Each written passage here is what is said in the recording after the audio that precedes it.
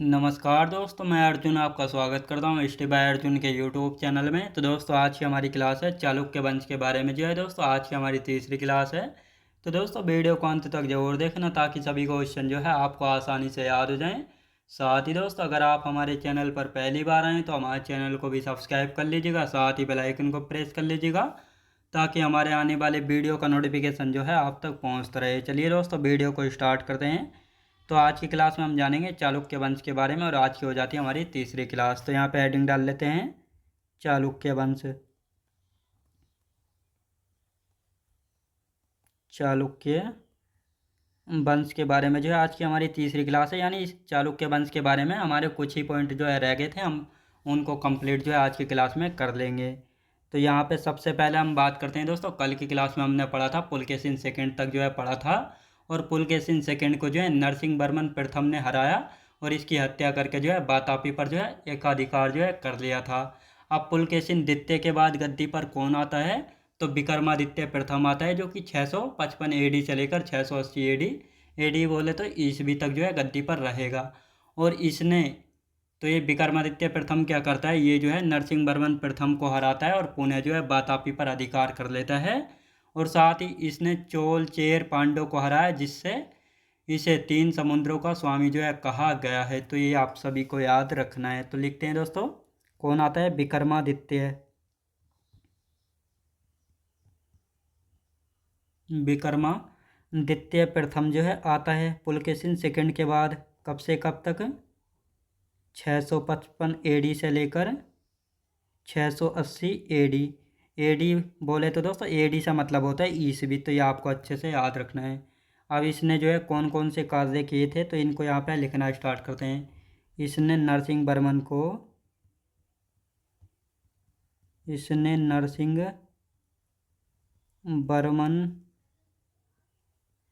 प्रथम को हराया और पुनः वातापी पर अधिकार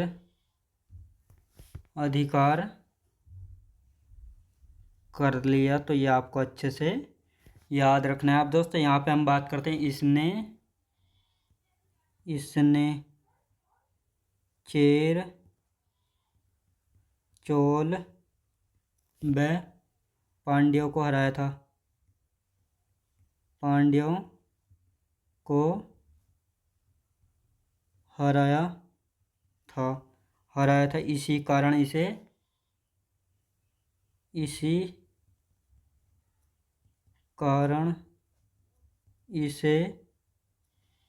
3 समुद्रों का स्वामी कहा गया है। 3 समुद्रों का स्वामी कहा गया है। तो ये आपको अच्छे से याद रखना है, किसे कहा गया है? तो विक्रमादित्य प्रथम को जो है कहा गया है। अब दोस्तों, विक्रमादित्य प्रथम के बाद कौन आता है? विनय आदित्य आता है। विनय आदित्य, और विनय आदित्य जो है कब से कब तक रहेगा? 680 से लेकर कब से कब तक? 680 से 696 एडी तक जो है रहेगा। 696 एडी तक जो है रहेगा।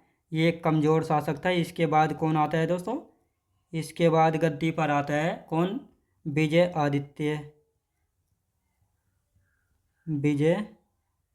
आदित्य कौन आता है दोस्तों? विजय आदित्य आता है, जो कि 696 एडी से लेकर कब से कब तक रहता है दोस्तों? 696 एडी से लेकर 733 एडी तक 733 एडी तक जो है रहता है।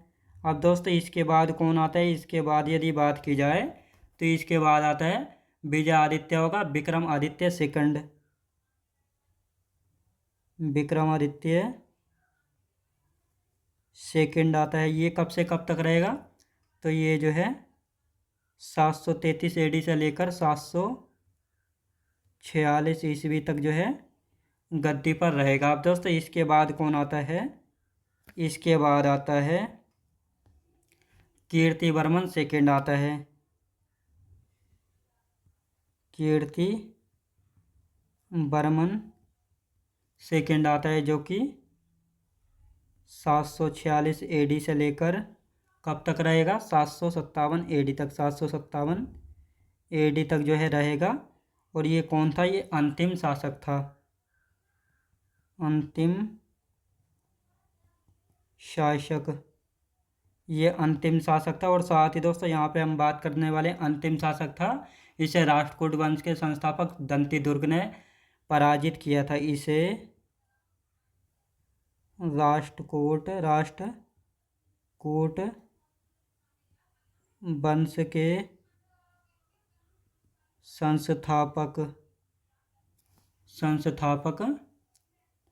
दंती दुर्ग ने पराजित किया। तो ये आपको अच्छे से याद रखना है। तो दोस्तों चालुक्य वंश की जो है बादामी या वातापी शाखा जो है हो चुकी है अब कंप्लीट। अब दोस्तों इसकी हमारी दूसरी शाखा कौन सी है, तो दूसरी शाखा भी देख लेते हैं। चालुक्य वंश की दूसरी शाखा है बैंगी शाखा, जिसको हम पूर्वी शाखा के नाम से जानते हैं। और इसका संस्थापक कौन है, विष्णुवर्धन है। और इसकी राजधानी थी बैंगी, जो कि आंध्र प्रदेश में। और इस वंश का सबसे प्रतापी शासक था विजय आदित्य थर्ड था। और साथ ही विजय आदित्य थर्ड का सेनापति पंडरंग था। तो यही बस इसके बारे में याद रखना है। और इसके बाद जो है तीसरी शाखा के बारे में जानेंगे। चालुक्य वंश की तीसरी शाखा कल्याणी शाखा।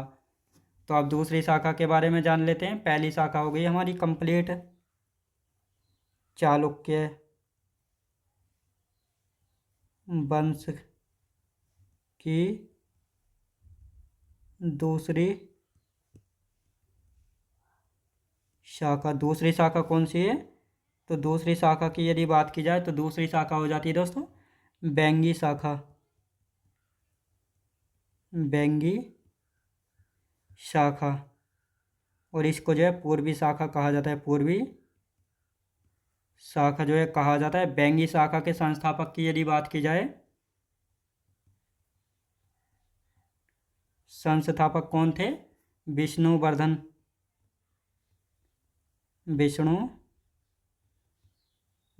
और साथ ही दोस्तों यहाँ पे हम बात करने वाले हैं राजधानी क्या थी बैंगी शाखा की, राजधानी।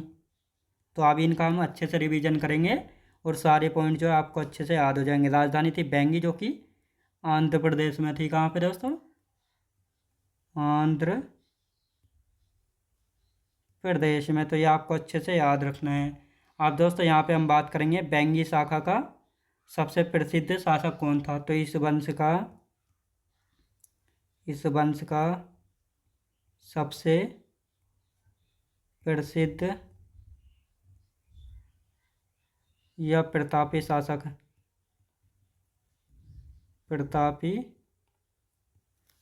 कौन था, विजय आदित्य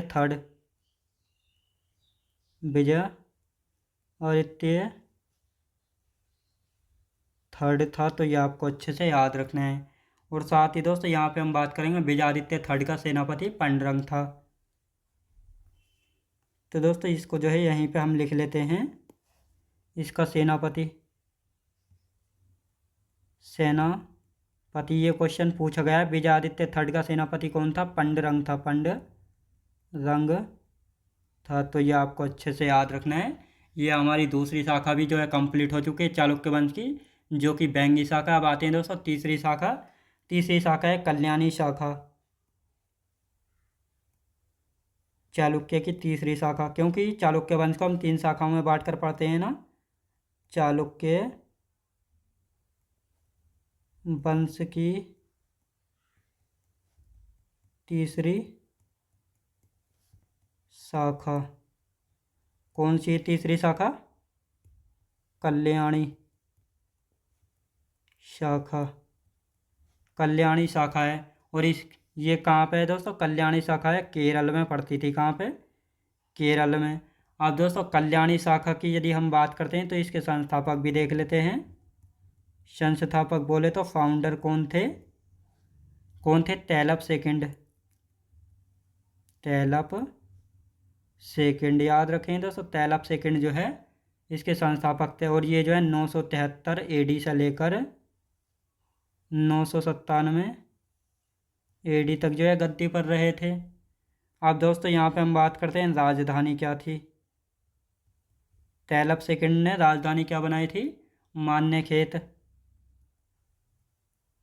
मान्य खेत इनकी राजधानी थी। अब उपाधि की हम बात कर लेते हैं। उपाधि क्या थी दोस्तों? उपाधि यानी टाइटल क्या थी? अश्वमाल। अश्वमाल जो है उपाधि थी। अब दोस्तों यहाँ पे हम बात करते हैं इनके बाद कौन आता है गद्दी पर, यानी तैलब सेकंड के बाद गद्दी पर कौन आता है? सत्याश्रम आता है। सत्याश्रम कौन आता है? सत्याश्रम, जो कि 997 AD से लेकर कब तक ये गद्दी पर रहेगा? 1008 AD तक जो है रहेगा। अब दोस्तों यहाँ पे हम बात करते हैं जिस समय यह शासक था उस समय महमूद गजनवी भारत आया था। जिस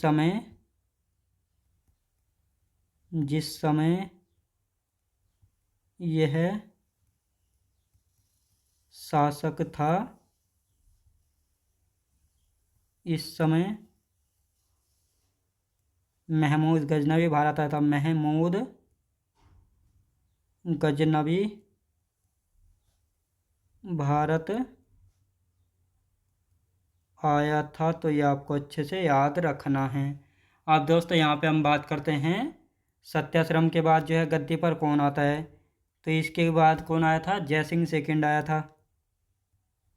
जयसिंह सेकंड आया था। अब जयसिंह सेकंड के बाद कौन आता है दोस्तों? जयसिंह सेकंड के बाद आता है सोमेश्वर प्रथम। सोमेश्वर प्रथम कौन आता है दोस्तों? सोमेश्वर प्रथम आता है। तो ये आपको अच्छे से याद रखने हैं। और इसकी राजधानी क्या थी? तो राजधानी लिख लेते हैं इसकी भी। राजधानी थी इसकी मान्य खेत से इसने कल्याणी स्थानांतरित की थी। मान्य खेत से कल्याणी स्थानांतरित की थी। याद रखेंगे दोस्तों, किसने? सोमेश्वर प्रथम ने जो है की थी। अब सोमेश्वर प्रथम के बाद कौन आता है? सोमेश्वर प्रथम के बाद आता है विक्रमादित्य सेकंड। विक्रमादित्य सेकंड आता है।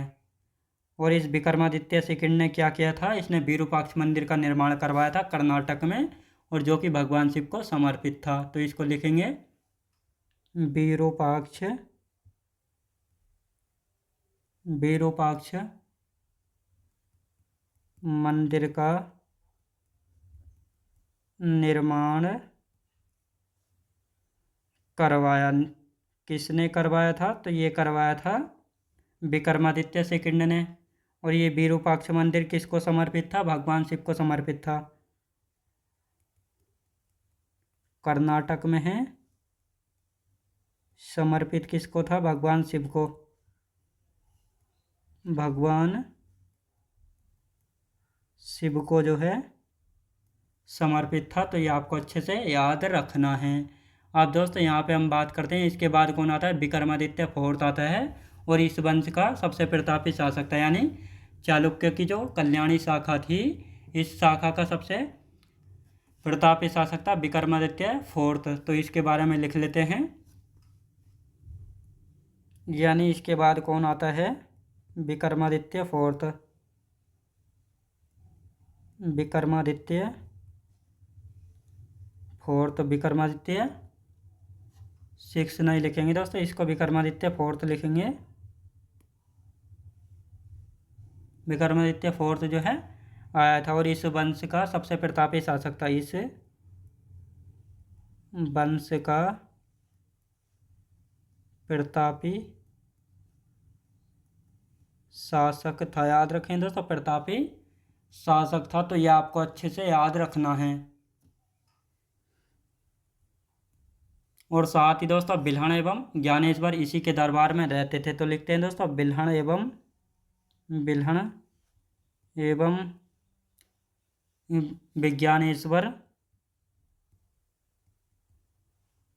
विज्ञानेश्वर इसी के दरबार में रहते थे। इसी के दरबार में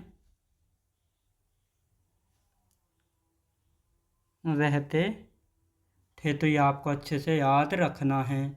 अब दोस्तों यहाँ पे हम बात करते हैं इनकी रचनाएं हैं दोनों की, बिल्हण की और ज्ञान विज्ञानेश्वर की। तो इसकी क्या रचना है, तो लिखेंगे दोस्तों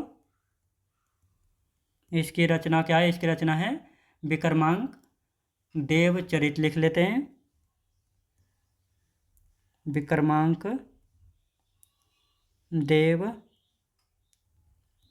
याद रखें दोस्तों विक्रमांक देवचरित इसकी रचना है। और साथ ही दोस्तों यहाँ पे हम बात करते हैं विज्ञानेश्वर की रचना क्या है, मिताक्षरा। तो इसको लिखते हैं मिताक्षरा, मिताक्षरा। तो अब ये हमारा टॉपिक हो गया है कंप्लीट, टॉपिक हो गया है कंप्लीट। अब इसका हम एक बार रिवीजन कर लेते हैं ताकि ये सारे पॉइंट जो है आपको अच्छे से याद हो जाएं। तो अब दोस्तों यहाँ पे हम बात करने वाले हैं यानी पुलकेशिन सेकंड के बाद गद्दी पर कौन आया था, विक्रमादित्य प्रथम आता है। कौन आता है, विक्रमादित्य प्रथम आता है, जो कि 655 AD से 680 AD तक जो है गद्दी पर रहेगा। साथ ही इसने जो है नरसिंह वर्मन प्रथम को हराया और पुनः जो है वातापी पर अधिकार कर लिया था। मतलब जो नरसिंह वर्मन प्रथम था ये जो है पल्लव वंश का शासक था। इसने पुलकेशिन प्रथम को जो है हराया, पुलकेशिन सेकंड को हराया और इसने वातापी पर जो है अधिकार कर लिया था। और इसके बाद वातापी कोंडा की जो है उपाधि धारण की थी। लेकिन पुलकेशिन सेकंड के बाद कौन गद्दी पर आता है, विक्रमादित्य प्रथम आता है। और ये विक्रमादित्य प्रथम जो है नरसिंह वर्मन प्रथम को हराता है और पुनः यानी दोबारा जो है वातापी पर अधिकार कर लेता है। और इसने जो है यानी विक्रमादित्य प्रथम ने चेर, चोल एवं पांडवों को हराया था। इसी कारण इसको 3 समुद्रों का स्वामी जो है कहा जाता है। क्वेश्चन पूछा जाता है 3 समुद्रों का स्वामी किसको कहा जाता है, विक्रमादित्य प्रथम को कहा जाता है। अब विक्रमादित्य प्रथम के बाद आता है विनय आदित्य, जो कि 680 से 696 AD तक रहेगा। इसके बाद विजयादित्य आता है 696 AD से 600 AD नहीं बल्कि 733 AD तक जो है गद्दी पर रहेगा। विजयादित्य के बाद आता है विक्रमादित्य सेकंड। कौन आता है दोस्तों, विक्रमादित्य सेकंड आता है। और इसके बाद ये जो है 733 AD से 746 AD तक गद्दी पर रहेगा। और इसके बाद आता है कीर्तिवर्मन सेकंड, जो कि 746 AD से लेकर 757 AD यानी ईस्वी तक गद्दी पर रहेगा।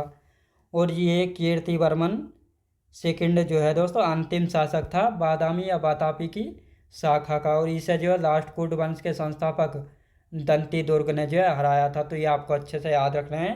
यानी चालुक्य वंश जो है 3 शाखाओं में बांटकर हम पढ़ते हैं। चालुक्य वंश की पहली शाखा थी बादामी शाखा, जो कि कंप्लीट हो चुके। अब आते हैं चालुक्य वंश की दूसरी शाखा, कौन सी है, तो बैंगी शाखा है, जो कि पूर्वी शाखा इसको कहा जाता है। ये कहाँ पे, आंध्र प्रदेश में पड़ती थी।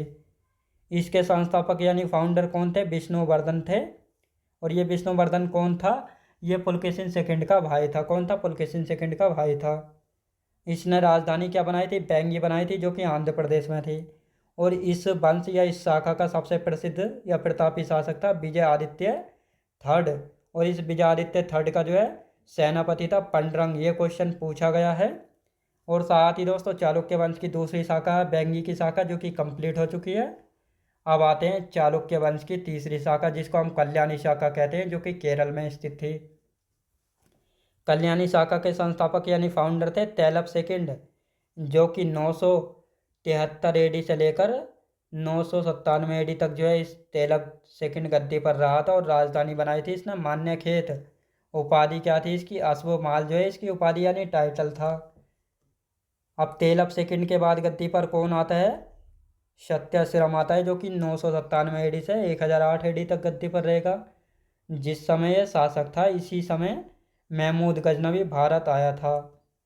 साथ ही दोस्तों महमूद गजनवी के बारे में हम आगे पढ़ेंगे। फिर सत्यश्रम के बाद आता है जयसिंह सेकंड। जयसिंह सेकंड के बाद आता है सोमेश्वर प्रथम। सोमेश्वर प्रथम ने जो है राजधानी मान्यखेत से स्थानांतरित करके कल्याणी को जो है बनाया था। साथ ही दोस्तों विक्रमादित्य थर्ड। अब आता है विक्रमादित्य थर्ड। विक्रमादित्य थर्ड ने जो है विरूपाक्ष मंदिर का निर्माण करवाया, जो कि कर्नाटक में। और ये किसको समर्पित था, भगवान शिव को समर्पित था। किसको, भगवान शिव को समर्पित था। साथ ही विक्रमादित्य थर्ड के बाद विक्रमादित्य फोर्थ आया था, और इस वंश या इस शाखा का सबसे प्रतापी शासक था। इसी के दरबार में बिल्हण एवं विज्ञानेश्वर जो है इसी के दरबार में रहते थे। और इनकी एक एक रचना है। बिल्हण की रचना है विक्रमांक देव चरित और विज्ञानेश्वर की रचना है मिताक्षरा। क्वेश्चन दोनों पूछे गए हैं, तो ये आपको अच्छे से याद रखना है। तो दोस्तों ये हमारा टॉपिक हो गया है कंप्लीट। अब कल की क्लास में जो हम पाल वंश के बारे में स्टार्ट करेंगे। तो मैं उम्मीद करता हूँ आपको वीडियो क्वालिटी, कंटेंट वगैरह सभी कुछ आपको पसंद आया होगा। पसंद आया हो तो लाइक शेयर और सब्सक्राइब करना बिल्कुल भी ना भूलें। साथ ही दोस्तों अगर आप हमारे चैनल पर पहली बार आएँ तो हमारे चैनल को भी सब्सक्राइब कर लीजिएगा, साथ ही बेल आइकन को प्रेस कर लीजिएगा ताकि हमारे आने वाले वीडियो का नोटिफिकेशन जो है आप तक पहुंचता रहे। चलिए दोस्तों मिलते हैं नेक्स्ट वीडियोज़ में।